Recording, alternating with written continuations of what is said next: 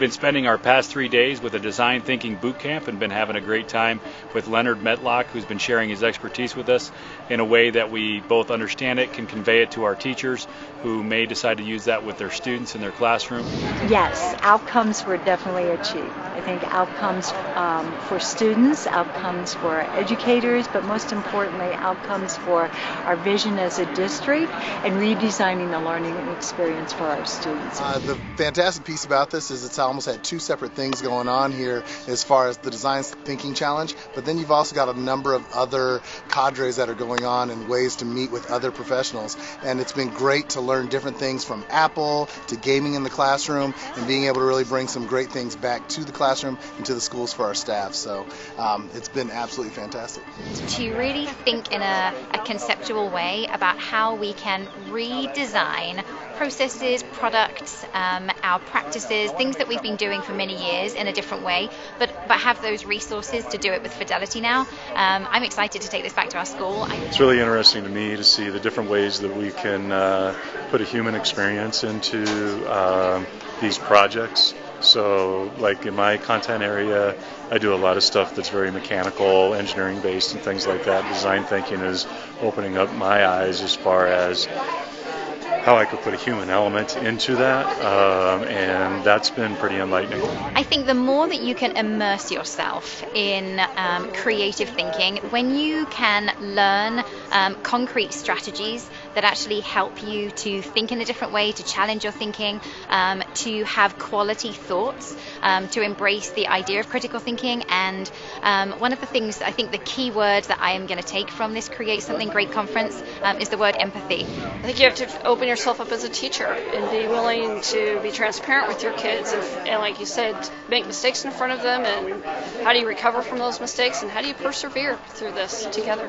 And to truly empathize means that we have to dig deeper, and we may not actually know those until we've gone out and found and collaborated with our students or our parents or other stakeholder groups, and it's going to take some time, but that's the way that we're going to get the best quality product at the end. I think the chance to kind of look at different ways that people have done things, and it kind of sparked ideas, as a group on how to do the brainstorming, how to reinvent this in our classrooms. Some of the challenges that I know exist are the idea that you just don't know what you don't know. And so Create Something Great did a great job of opening up a number of different avenues and a number of different opportunities to see different thinking out there, see different ideas, and give you the chance to be a risk taker. That was actually one of the biggest things of Create Something Great, was how to be a risk taker and how to influence and encourage other people to be risk takers. Yeah, I think it's a difference in teachers and whether they're willing to do that, but then also educating parents as to why that is happening and how their kids are benefiting from that change, because they're used to school being about homework and worksheets coming home, and that is not how education is today, and it shouldn't be.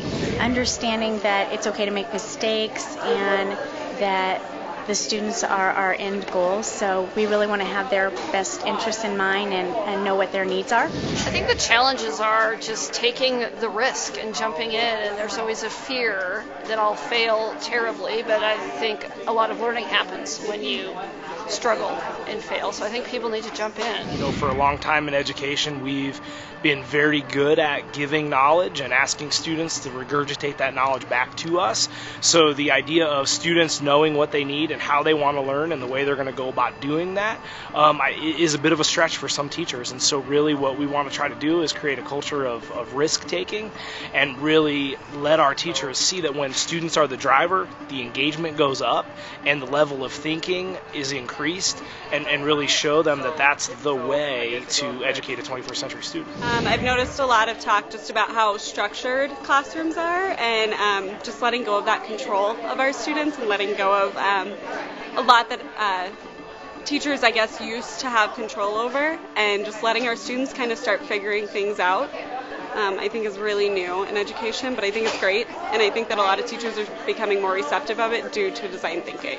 I definitely see more project-based as less intimidating than I think I did before, and a lot of the personalization of classes and letting students choose seems easier than it did before. It's not as intimidating. There absolutely has to be a paradigm shift. The design thinking model really lends itself to everything that we we as teachers really need to be working on. Create Something Great has been an excellent experience for really changing the minds, I think, of teachers that were on the fence about whether or not they were ready to make that shift. So it's been an excellent experience. I think the true test is to see how we continue this networking and how we continue to support one another and how we continue to build resources and capacity with our leadership in the district to support the implementation of what they've learned this past week. Learning a lot of strategies for implementation with our administration team and with our staff. So we're excited to bring this back to Rock Canyon. We know it's going to be some great stuff. So we feel like we've accomplished the mission of creating something great this week.